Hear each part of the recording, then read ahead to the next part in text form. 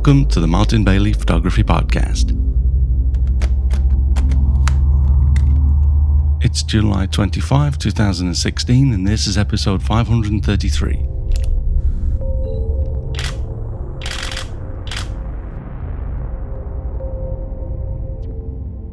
This week, I share an awesome conversation with my friend Don Komarechka about his most recent crazy scientist photography as he sinks his teeth into full spectrum infrared and ultraviolet photography, as well as stereoscopic 3D macro photography. As Don himself said when he emailed me about this work, it makes for a fun outside-the-box chat, and I'm sure you're going to enjoy it. To view the full-sized images that we'll talk about today, go to the blog at mbp.ac/533 and open your browser window up nice and wide, and then just click on the images to view them. Also, just roll your mouse over the images to stop them from auto-advancing. If you don't have your mouse over them, then every 6 seconds you'll move to the next photograph. But to stop that, just put your mouse over there. Okay, so let's jump into my conversation with Don Komarechka. Okay, so welcome to the Martin Bailey Photography Podcast once again, Don. So everyone will know you, but welcome back. Thank you so much, Martin. I think I've been on a number of times, but it's been a while. So, we've talked about some crazy stuff in the past, and we're going to push those limits further today, I think. I'm not sure. I should have checked before we started to record, but Don Komarechka, I think we talked about your Snowflakes book, and that was an excellent conversation. So long-time listeners will recall a couple of conversations. So it's an old friend here back on the show, and we've got like 2 or 3 topics that we want to talk about, and we're just going to have fun. And I think that the audience are going to enjoy this. So tell us, just for those that might not have heard about it, tell us a little bit about yourself, Don. What sort of photography you do and all that. Yeah, the photography that, if I could sum up the stuff that interests me the most, is the unseen world. It is the stuff that I can't see with my own eyes, that a camera can allow me to explore. And so early on in my career, I discovered my passion in photography was those moments that the camera became a tool to see things differently, to find a different perspective on everything that I would normally be seeing. And I've embraced that, and I continue to push limits into all manner of infrared photography, ultraviolet. Heck, even 3D photography, which is something as old as photography itself, and it's fallen away. But it's with 3D viewers and VR headsets and everything, it's bound to make a comeback, and I'm trying to make that happen. Well, you've just blown my mind moments before we started recording by showing me one of your images and having me go cross-eyed and look at it on the screen. And I was amazed that without even any apparatus, I could see all of the beautiful 3D details of a photograph that we'll look at later. So I think that you're already off to a good start. And people that know Don, you'll already know he's not only a talented artist, but a very technical, geeky guy. And I mean that in the most, it's a term of endearment. I have, let's see here. I have a propeller hat. But I can spin a little, yeah.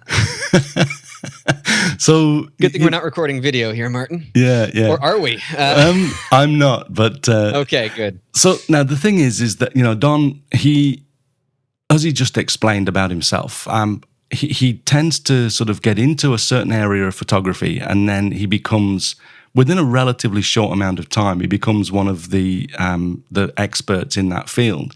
And that's one of the reasons why I really enjoy talking with Don, because your snowflake work. I don't think I can mention anyone on the planet, anyone else that does snowflake work anywhere near as well as you do. And so these new lines that you're expanding into. I've seen some of your infrared work as well, but we're going to talk about stuff today that I'd not really caught up on. And I'm sure that you're going to knock it out of the park, because that's what you normally do with these things. So first of all, let's talk a little bit about, you say that you're getting a deeper understanding of full spectrum infrared and ultraviolet photography. So let's start talking about this a little bit more. All right. So it's interesting because if we go back to the way a camera is designed, it uses a sensor that is, made of silicon, and it's sensitive to light in a different way than our eyes are, to a broader spectrum than our eyes are capable of seeing. So human vision typically starts at around 400 nanometers, which is violet, and then ends at around 700 nanometers, which is like a deep red. And that range of light encompasses everything that we can see.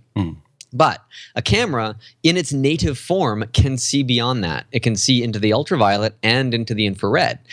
But if it captures that information, it's not very helpful, because the image is going to turn out looking very strange, because on a sunny day, there's almost as much infrared light as there is visible light. And so that's going to screw up everything that you see. The images are going to turn out really strange. So there's a filter that gets placed in front of the camera sensor that specifically is there to block ultraviolet and infrared, so that the camera is only receiving the visible spectrum, and the images look like the world that we see. So, and that's all well and good. In most cases, that's what you want your camera to do. Yeah. But if you want to explore beyond that, and there's some fun stuff that happens beyond the world that we see, then you can get that filter removed. Yeah, I've heard of people do that. Yeah. And so you can take another filter and put it in its place that says let's only a certain amount of infrared light through, or you can put just a clear protective glass in that lets all light in. And then you can control that by putting filters in front of your lens that would filter the wavelengths and let you play around with different things. So it's a really fun area to explore when you start to take this camera that's sensitive to light that you can't see with your own eyes, and it's like you're walking through a parallel universe, because everything's there, everything's in the same place, but it all looks different. Nothing is really quite the same as you'd normally understand it to be. Yeah, I've seen this sort of photography before. I think it's incredibly fascinating. I've never done it myself. I've never actually. My problem with this stuff is for me to get a camera converted, I would have to use an older camera. And I'm I don't know, I'm so binary. Once I get a new camera, the old camera, normally I just part exchange it anyway. But generally the resolution is lower. So for me to be able to do something like this, I would have to buy another 5DS R and have a brand new camera converted. So I've never got into it, but that's just... But you can always buy a pre-converted camera too. There's places that will sell them brand new out of the box, and you don't have to buy a camera and then ship it to them and have it come back. You just pay for it with the conversion already in place. Or like I just bought a Canon Digital Rebel, the KISS Digital in Japan, the very first Digital Rebel, for $30 on eBay, because I'm doing an article about sort of like it's not about the gear. The photographer is more valuable than the equipment, and so I intentionally went to buy a, like by today's standards, a terrible digital SLR in order to try and make some good images with it. And I'm sure that I'll be able to get something useful to prove a point. But the point of mentioning it is that it doesn't cost a whole lot if you're willing to sacrifice on the utmost clarity and quality in order to experiment. Well, that was my point. You gotta keep experimenting. Yeah. That's for me why I haven't done it, because if I'm going to be making photographs, I want them to be the same resolution. I want them to be 50 megapixels now.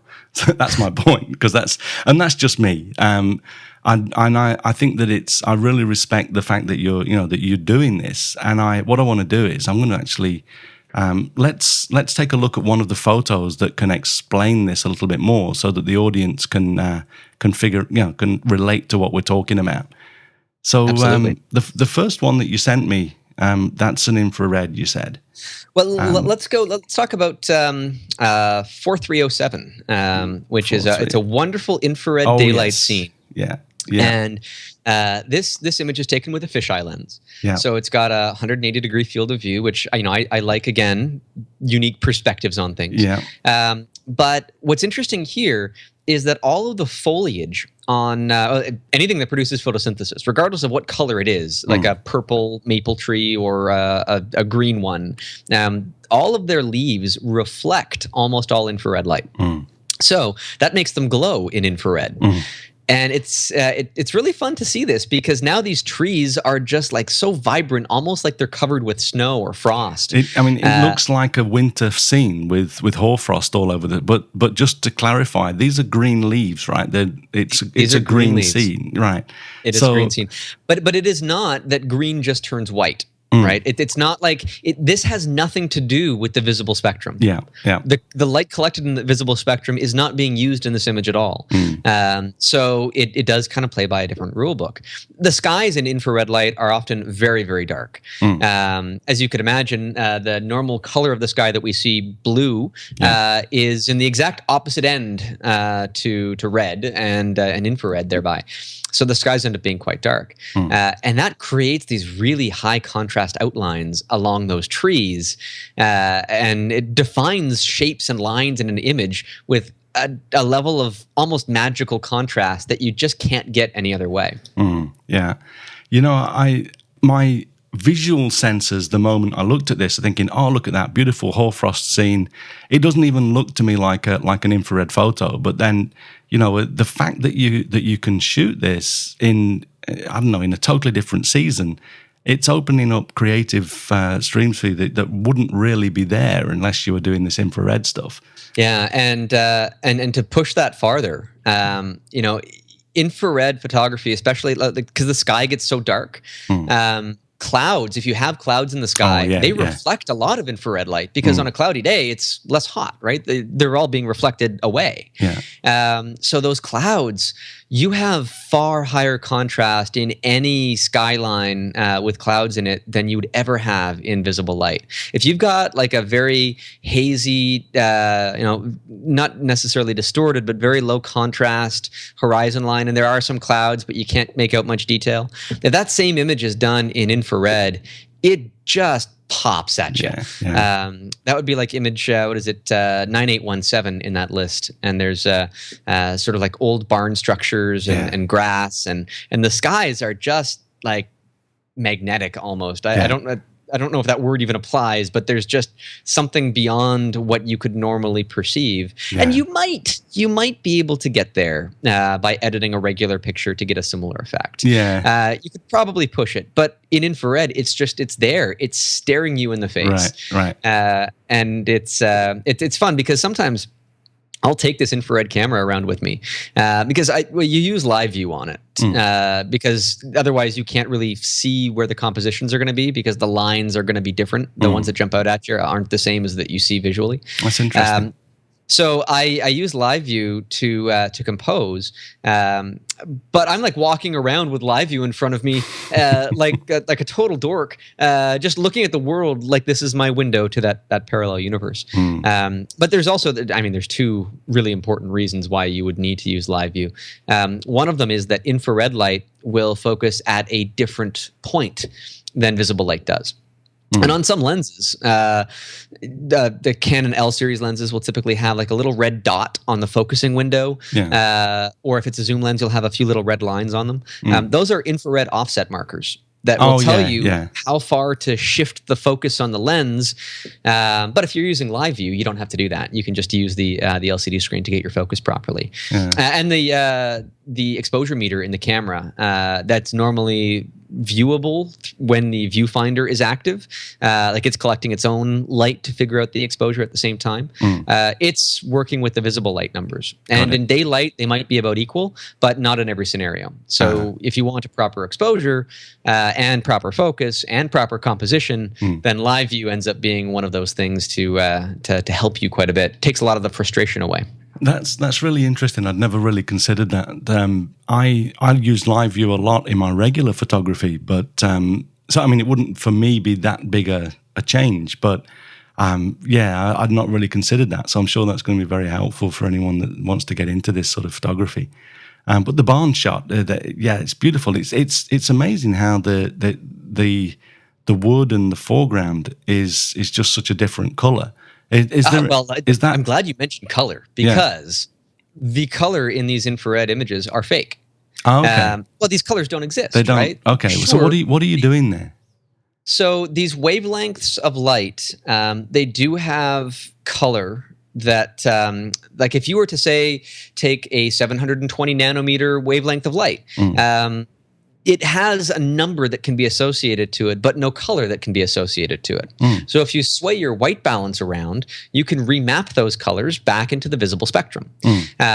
Now, if you do that, typically right out of camera, your sky will be sort of a muddy orange-brown, and foreground elements, depending on the kind of conversion you get, might be white or might have a bluish or cyan color to them. And that looks kind of weird. It looks a little bit too far from reality. So what a lot of people do, and I do this a lot with my color infrared work, is you channel swap. Very easy to do in Photoshop. I think there's even some plugins for Lightroom to do this. You swap the red and the blue color channels around. When you do that and then shift the colors back into place a little bit, you can make the sky blue again. I see. And so I try to get that blue sky effect in a lot of these images only because that makes it look a little bit closer to our reality. And that kind of bridges into that surrealism realm, where is this reality? Is it not? Well, it's harder to tell the difference, and thereby it becomes a bit more interesting because of it. And the foreground color, well, in that particular image, I painted it in. I said, see. okay, well, it was kind of a bit of a yellowish, reddish kind of color, but I figured purple looked nicer. I just wanted that color contrast to play, and so that was just manual color painting in post. The colors in any infrared image are always going to be fake by whatever means the photographer deems necessary, and I could have made the sky green or purple or whatever it was. So it is the choice of the artist because those colors just don't exist. I didn't realize that. That's so cool. So, are any of the others examples of this as well? So, well, the funnest self-portrait I've ever done is 9563, and I was setting up to do a night photo shoot in one of our provincial parks here, and you get to the location beforehand, you just got time to waste, right? And so I'm just digging through my camera bag and playing around with all sorts of different things, and I had a very unique filter in there for use in ultraviolet photography of all things. It blocks infrared light by reflecting it. It's called a hot mirror filter. And there's very little use for any photographer to ever own this kind of filter. They're not that expensive, but they are rather obscure. So I had this for a completely different purpose, but I figured, well, if that's what it's doing, if it's reflecting infrared, well, what happens if I hold it up in front of my camera? And I realized it's a mirror. And so I happened to have been doing a couple of tests with the at the time it was the new Canon 8 to 15 fisheye. And so this is a circular fisheye image done in infrared with a hot mirror filter being held up as a reflection of me behind the camera, which. And in this case, I chose to do the channel swapping for the background and everything else, but to leave the regular colors as they would be out of the camera in the filter to give it that little shift there. Yeah, so that's brilliant. It's very unique. I have seen this. I've seen this online as well, but it's great. I mean, your eyes look crazy. It's almost like a Dracula moment there. But that's well, your skin tone becomes completely smooth. If you have any blemishes, they disappear. So you look like you're eternally young, and your eyes get very dark. So it is like a vampire filter almost. Yeah. Oh, it's brilliant. And I love the fact that even in this mirror, you can see some of the landscape in there as well, reflected in your camera. The mirror that I was using is not a perfect infrared mirror. It was letting some of it still pass through it. And to me, in this effect, it worked perfectly because it just keeps the depth there. Yeah. Oh, it's brilliant. I love that. So there's one other that might not be related. I was looking down. Let's give you a number. So is 873, is that this as well, or is that something else? 873 is a really fun experiment that has nothing to do with infrared, but we can go there because this is a fun thing to talk about. This is I was doing some experiments with using invisible ink. And invisible ink is something that, again, in extra spectrum photography, I've been gathering bits and pieces of interesting things. Like I've got flashlights that emit ultraviolet light. I've modified camera flashes to only emit ultraviolet light as well. And so in this case, I realized when I was trying to do some of my night photography and some of my things in the dark, with this flashlight around, you're shining it on different things and they fluoresce. Like just standard white paper will fluoresce like crazy because it has something called optical brightening agents in it. And it's funny because Martin and I were just recording a podcast for my show, and we didn't even mention optical brightening agents when we were talking about printing. How did we miss that? Anyhow, a lot of things will glow like crazy in ultraviolet. Yeah. I've got one here as well. I have one similar to that, but I've got this tiny little pocket ultraviolet light, and I use it for shining on paper just to show people whether it's got OBAs in it or not. Yeah, well, so I got this big one here, and I can shine it on this clear fluid that then becomes a glowing fluid, right? Yeah. So this is a pen filled with invisible ink designed for fountain pens.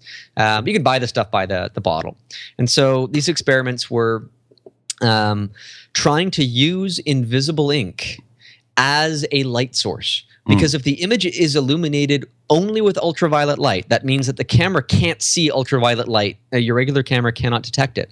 But when that light interacts with the ink, it fluoresces, it gives off light, and it appears that light is then glowing from within that object.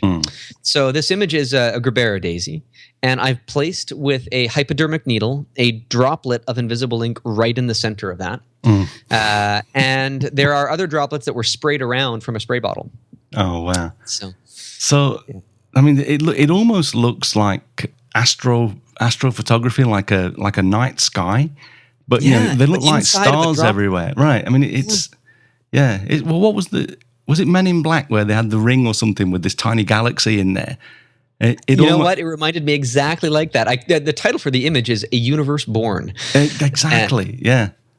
Yeah, and beautiful. So when I kind of discovered that quite by accident because I was trying to shoot another image where I was spraying a dandelion seed with invisible ink, and that is a dumb thing to do inside because I couldn't see it until I shined the ultraviolet flashlight around it and everything, and it looked like blood splatter or something from those CSI movies where they shine the ultraviolet light to see where somebody was murdered. Yeah, that was my studio, and I was like, okay, that's how would I explain this to people? This is My accountants are questioning me enough when I have invisible ink and hypodermic needles on my tax return as expenses. Yeah. I mean, people, my accountant does the same thing. I mean, I buy all sorts of things that I'm using for my photography, and it could look a little bit, what's the word? The word that comes to mind is dubious, but that's not. But yeah, I mean, we certainly end up getting, and I'm sure you more than me. Just there's some weird stuff. I expensed a heated dog bowl on my last taxes. I don't own a dog, by the way, but I needed some device that, when left outside, would keep water from freezing, but keep it very, very close to the freezing temperature so that it would evaporate and then freeze in crystal form onto other stuff. I was trying to grow frost. Yeah, you're making a hoarfrost machine. Yeah, and so a heated dog bowl is the piece of equipment required to do that. Brilliant. I love the fact that you do all of this such crazy experimentation. The thing is, when I do these experiments, I push into areas of photography that sometimes people have not gone before, or very seldomly have they gone. Some of the areas that I've explored, I've seen images taken by like a scientist with a camera to prove something, but not actually a well done photograph with all of the photographic intent and creativity that I could put into it. So I see those images that are badly done from like 10 years ago when somebody was trying to write a paper on something, and I figured, wow, I need to explore that and see how much further I can push it. And so the other day, I was approached by some people working on a documentary for Discovery Channel, and they asked me if I would, and this is something that might be coming up towards the end of the year, if I could sit in with one of their film crews to do some stills of mosquitoes alongside them filming them in a nearby research facility. And I said, yeah, for sure. So I immediately got an interest in mosquitoes. And so then I was looking around and I found a dead one in our sunroom here. And I figured, okay, well, what if I take that and what if I place that in front of my ultraviolet only flashes? And what if I take that mosquito and try to illuminate it with ultraviolet light? And wouldn't you know it, it glows. So this is the photo called Mosquito, right? Yeah.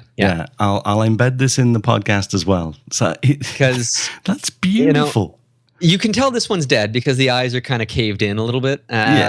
But this is actually a 98 image focus stack on a macro scale to get everything nice and sharp front to back on that guy. And I had no idea. Now this thing, it has 2 flashes at point blank range, like right on top of it. Yeah.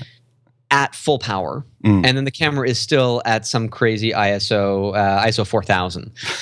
Because there's not a lot that gets reflected, but with today's camera equipment, you can get in there and you can do some pretty magical stuff. Wow. And so I was outside cleaning or taking some of the laundry that we had hung out to dry, and there was a giant cicada that was just hanging off of one of the sheets that we put out there.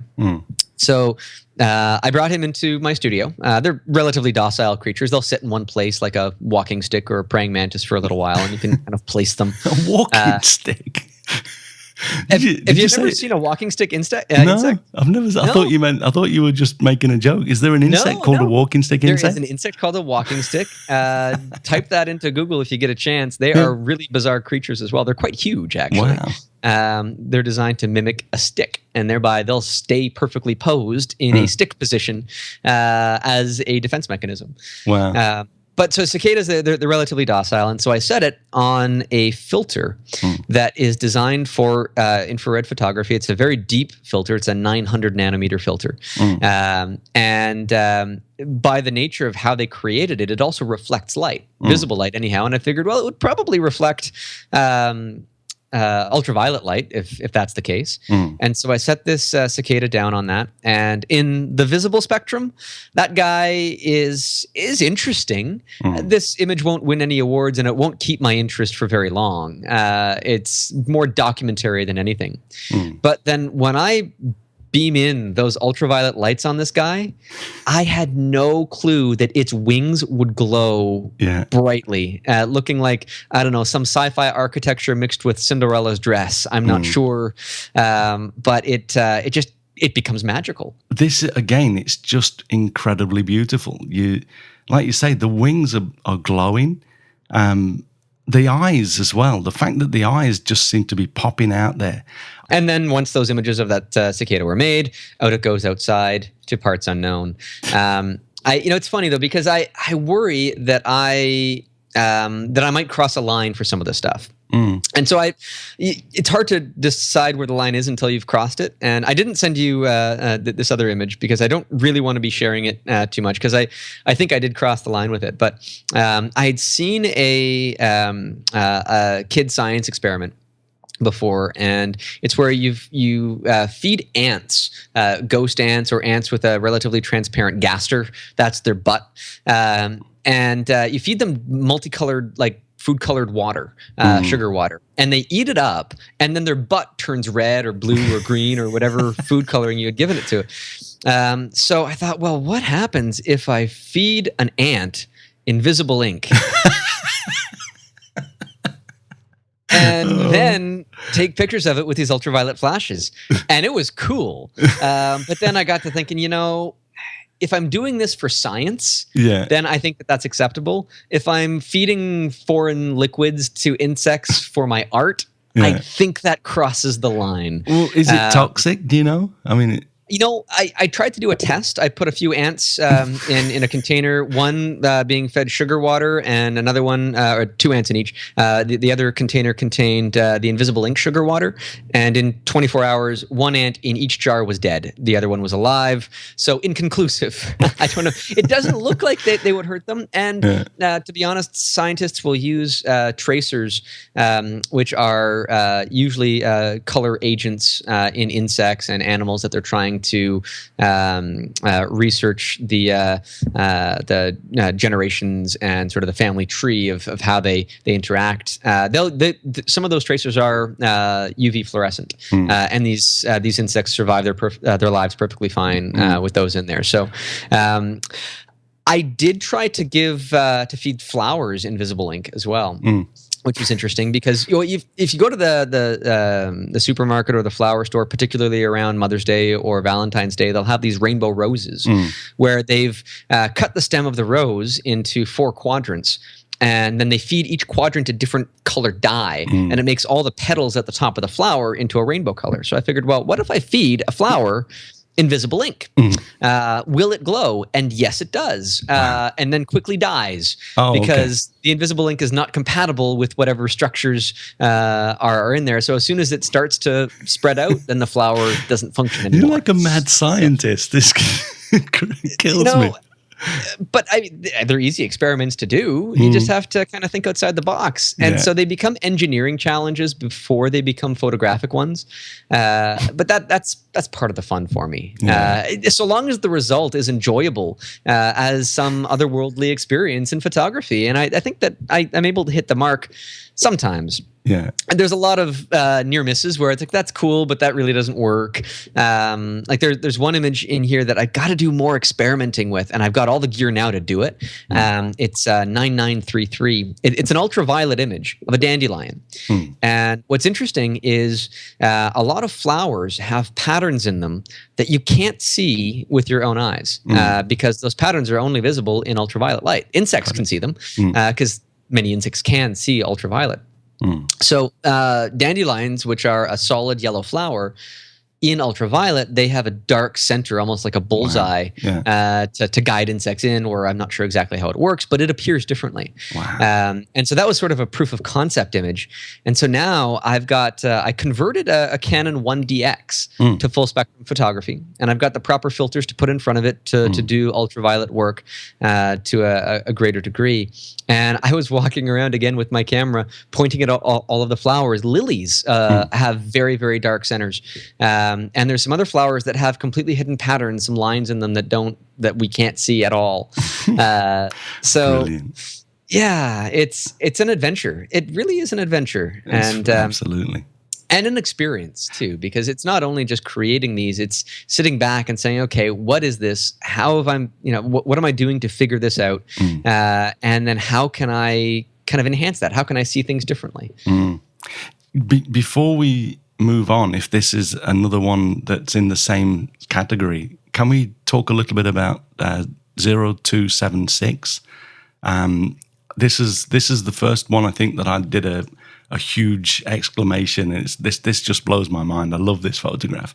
I'm not seeing it in my list because I might not have gotten them all here. Describe it quickly. It's the one that's like the frozen sphere of. Yes. Okay, so this was my my concept of me trying to reinvent something that I had already done pretty well.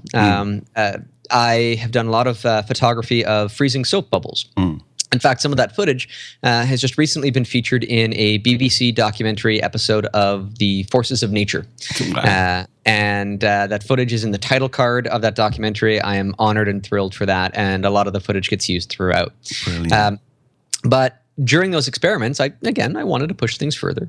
So I figured, well, what happens if I can make a freezing soap bubble fluoresce under ultraviolet light? Yeah, as you do. I mean, that crosses my mind most Sunday afternoon.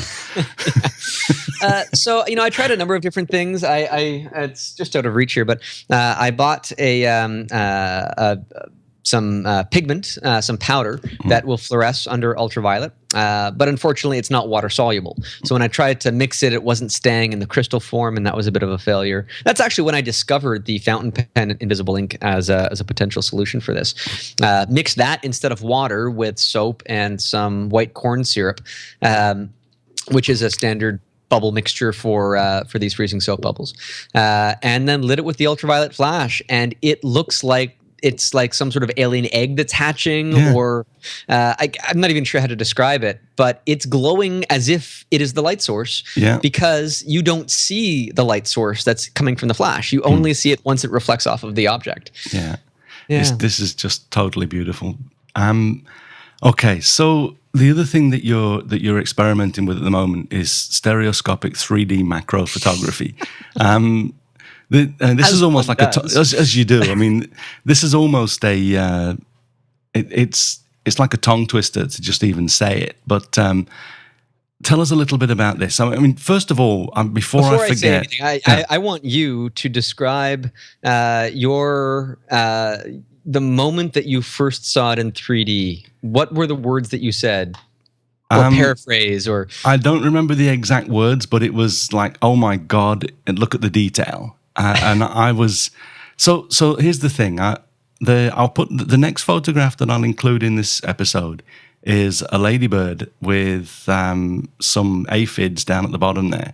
And what Don had me do, I mean, he's got these antique stereoscopic viewing glasses, and he can print them out on one piece of paper, just as you see in the photograph on the blog. There's two images, and he puts them in this apparatus that basically splits it. It makes your eyes look at both of them as though you were looking at, like, you know, those old, what was the word you mentioned earlier? Viewmaster, Viewmaster. I used to love my Viewmaster when I was a kid. But Don pointed out that if you go cross-eyed, and for me, I mean, I think my left eye is slightly higher than my right. So I also I went cross-eyed, and then I rotated my head, tilted my neck to one side. And as I was doing this, you can actually sort of index, you can draw the two separate images together. And without, you know, if you're at the blog, you'll be able to do this straight away. Just go cross-eyed, and you can see the two images sort of move in together, and then just continue to tilt your head or do whatever you need to do until the two images that you're seeing are perfectly aligned. And the moment you do that, you get this incredible three-dimensional experience. And I was just blown away. So, Don, first of all, tell us about how you actually photograph these. What are you doing to photograph them? So this is using a very special lens designed specifically for this purpose. It's actually, again, I should have brought my props here. Even though we're not recording video, it's fun to visualize. It's a tiny lens. Like the barrel of the lens is, half of the size of a regular lens barrel and its overall thickness for a full frame camera. Like, you don't imagine that it's going to create a full frame image, but it does. And at the very end, there's two tiny little lenses that are very, very close together. I think 6.5 millimeters apart. And those will create an image on the camera. It's sort of split all the way down as far as the lens can, so that there's a bit of a blurry line between them that I usually put a sharper divider in place in post-processing. And then that's how the images kind of come to be. Press the shutter button and away you go, except these lenses, because of the extreme magnification, they have to be very small, and thereby their aperture is fixed at f/80. And if you look through a viewfinder, when your aperture is f/80, you don't really see a whole lot of anything. In bright sunlight, when I'm out trying to make a lot of these images, I have to almost let my eye adjust for a minute or so to almost like night vision effect in order for me to visualize the focus properly. But you also encounter an issue with diffraction, because typically you can tell focus pretty clearly when it snaps in if you're trying to manually focus on something on a lens, because when you're focusing, the maximum aperture is like, I don't know, f2.8 or something, and you can see very, very easily where that perfect point of focus is going to fall. At f80, that's not the case, because diffraction is starting to blur things a little bit, and the most in focus areas are not quite as sharp as you might otherwise expect, and it doesn't fall off as easily because that aperture is so small. So finding where that focus is going to be requires quite a number of images to be photographed sort of in quick succession. My ring flash that I'm using for this is probably firing at near close to its maximum output in order to get enough light at f80. So I have to maybe take 5 to 10 pictures in the span of a minute or so, and hopefully in that time frame I can get one where the focus is where it should be. Focus is the biggest challenge for this, because they're all done handheld. That people have done stereoscopic macro stuff before, but in a studio setting with usually a non-animated subject, like a dead insect or a flower or something that's not going to be moving on you. But most of mine are taken with live creatures. And that becomes a challenge, because now I have to do this in the field where that focus is a nightmare and the light is intense. And it's possible, but just barely possible. Wow.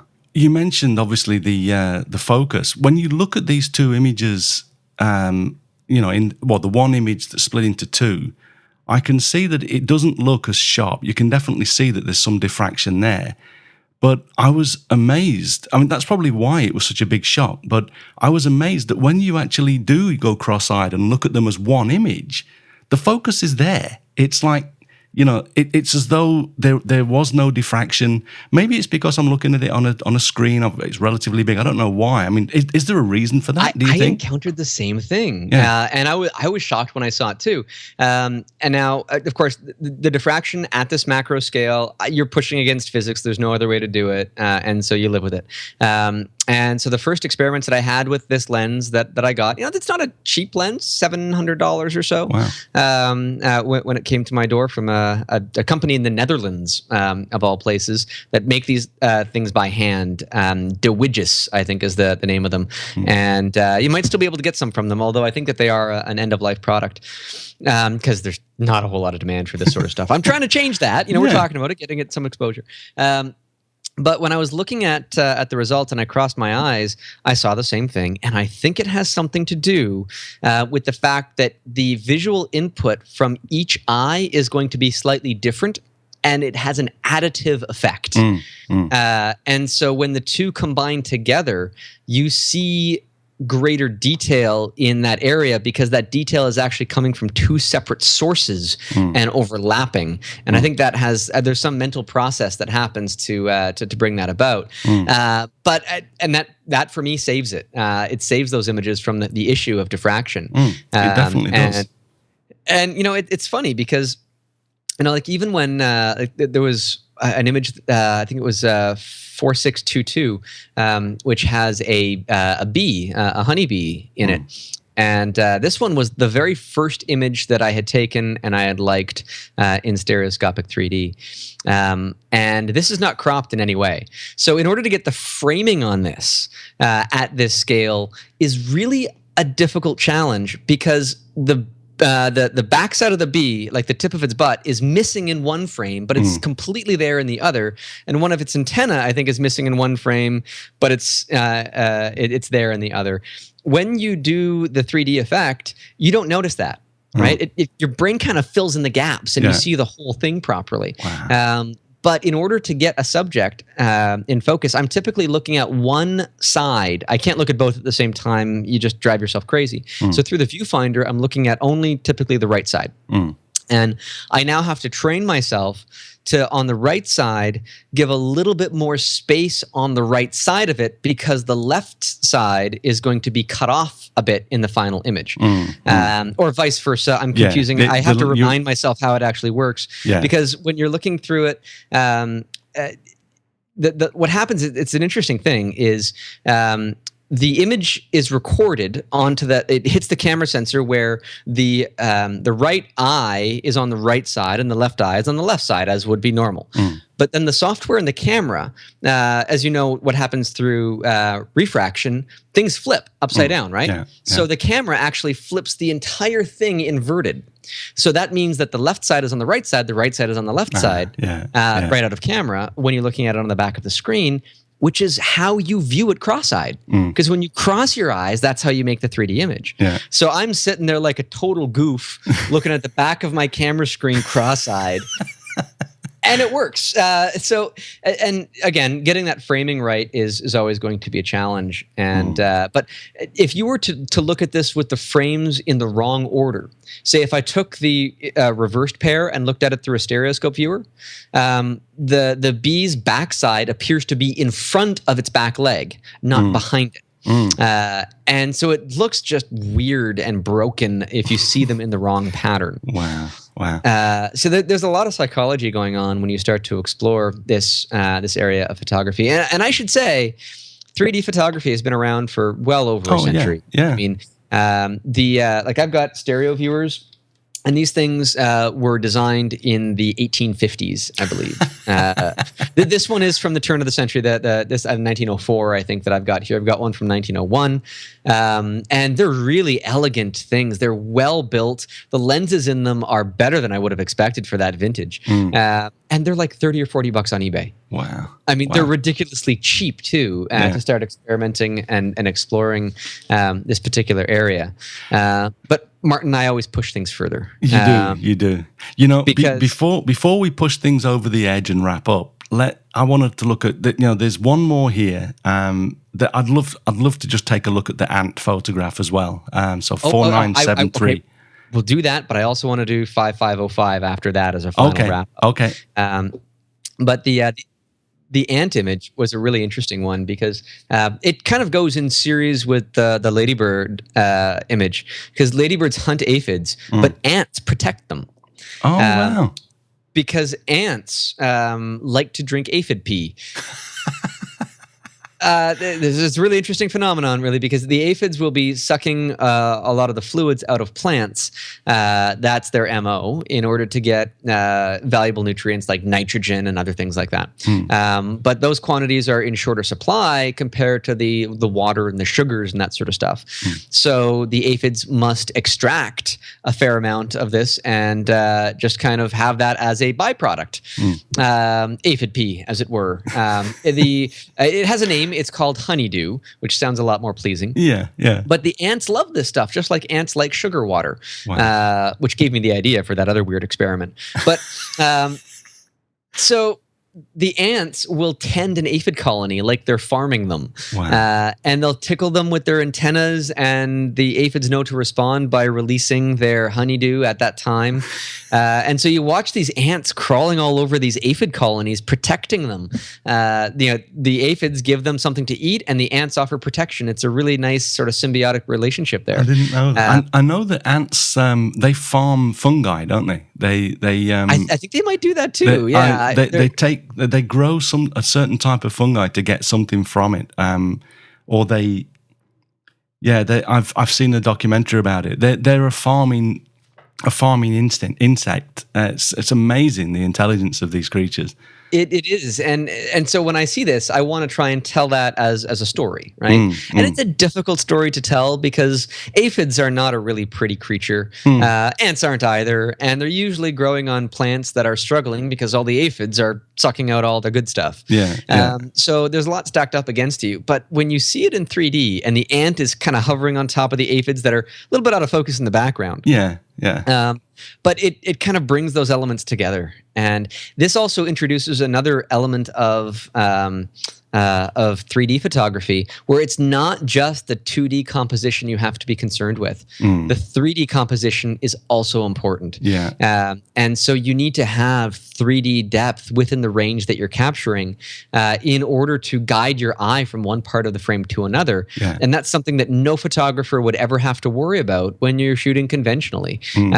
And some images that I thought would be really awesome in 3D, like I did a water droplet refraction shot on on a wildflower seed, and I got these big droplets, and then I got a flower in the background. But there was only 2 levels of depth: something in the front, something in the back, and it just didn't follow my eye through it, and it failed as a 3D image. Wow. Where the ants and the aphids, I think, work quite well because the leaves kind of curl and they add some depth in behind. Yeah. So the last one that you were talking about, 5505? Yeah. That's another stereoscopic pair. That was inspired by the earlier one that we had looked at that was like the universe inside of a droplet. Because that was a first experiment, but I figured, well, I can take this a step farther, because I've got vials of highlighter ink. And this one's a green one here, but I've got orange and red, and again, these are designed for like fountain pens or like refillable highlighter stuff, and they're easy to get a hold of for a couple of bucks. But they fluoresce typically in different colors. So the orange one fluoresces orange, and so what if I take that little needle and fill it up with orange highlighter fluid, and put a droplet of that in the center or just off the center of a flower where all of the pollen is starting to emerge. And build that up enough so that it looks like there's this little spot of lava in the center of a flower. And then it creates this whole overarching kind of glow effect on all of the nearby particles of pollen and the stamens and the little tiny petals that are interspliced within that daisy-like flower right along the edge. It looks like a campfire or a pit of lava inside of a flower. And this was done in 3D. It would be a challenging enough image to produce just as a single standard ordinary photograph. But I figured, well, why not try and see if it can be done in 3D? And just barely it can. Wow. That was done with, again, those 2 ultraviolet flashes at full tilt to give enough light to come in here at some, ISO 6400. It's a challenge to do it, but it ends up being something that, okay, well, now what happens if I mix the invisible ink, which is blue, the highlighter ink, which is in green and orange? Can I like put these different droplets around and like create this structure, this sculpture of these droplets that glow differently when this is where I'm going. I haven't gone there yet, but God help me when I get there. Well, where can people see this stuff? They obviously, I myself included, we're going to want to follow your progress as you dive deeper into this realm. Where can people go to see this? Every new experiment gets posted on social media, on Facebook and Google Plus and Flickr and all of that. And those are all linked to on my website at doncom.ca. Okay. So if you check that out, donkom.ca. Yeah. The newest stuff that I've been working on might not be there yet on that website because I only update it a few times a year. But if you check the social media streams, you'll find a lot of the fun stuff just sitting about as they come in. Typically the day I shoot something new, I get really excited about it and post it the same day. And so you see kind of like a stream of consciousness as I go through all of these different ideas. Yeah, and that's great. I mean, that's one of the things that makes you such an attractive person to follow online. You've got the like we said from the start, and you've proved throughout this conversation, your inquisitive nature and your ability to figure out. I mean, I honestly, I could probably go online and look up a few of these things, but I just wouldn't know where to start with half of this stuff. So, hats off, applauds for the work that you do. I think it's amazing, and it's been a total pleasure talking with you about this today, Don. Thank you, Martin. I think that the final concept here that everybody should take home is that you need to experiment and you need to make mistakes and you need to revel in those mistakes. You need to take those mistakes as a learning process that is more valuable than a successful image because it will help you more in the long run than that successful image will help you in the short run. And so for each mistake that I make, I intentionally learn something from it. Like I force myself to. And that process over time, repeated 1,000 times and more, will eventually find you doing things that no other photographer has done. So keep at it, embrace those mistakes because they will lead to all sorts of these wonderful little areas of photography that are fascinating, interesting to you. And when you share them with the world, it opens up people's minds to new possibilities. And the world is better for that, I think. Absolutely. And you mentioned earlier as well, I think, that you are preparing to launch a podcast under the TWIP umbrella. So that's going to be all about this kind of stuff as well, right? Yeah. It's called Inside the Lens, and it's the total geekery of photography. Anything from color science to electron microscopy to the finer points of printing and extra spectrum photography, et cetera, et cetera. It's the science photography podcast, and I'm sure there'll be some psychological play in there too. And we've already recorded, I think, up to 6 or 7 episodes now, and we are launching very, very soon. Yeah. So look for that on the TWIP network in the very near future. I wish you the best of luck with that. I'll be tuning in as well. Really, I've thoroughly enjoyed this conversation, and wish you the best of luck with your photography and the new podcast as well. Thank you, Martin. Okay, so Don and I had actually finished talking there. We were going to wrap it up, but he brought up, as we continued talking, he brought up another photograph that we felt we just had to include. So I'm going to include the rest of the conversation here. I know that you've probably got a busy day, but there is one more thing that has to happen here. I have to send you one more stereoscopic image. There we go. To Martin.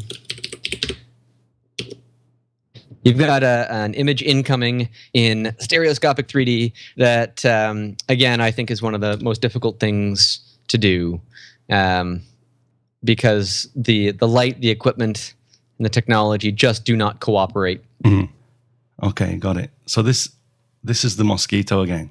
This is the mosquito in 3D. Let me just align my eyes. It's not working properly at the moment.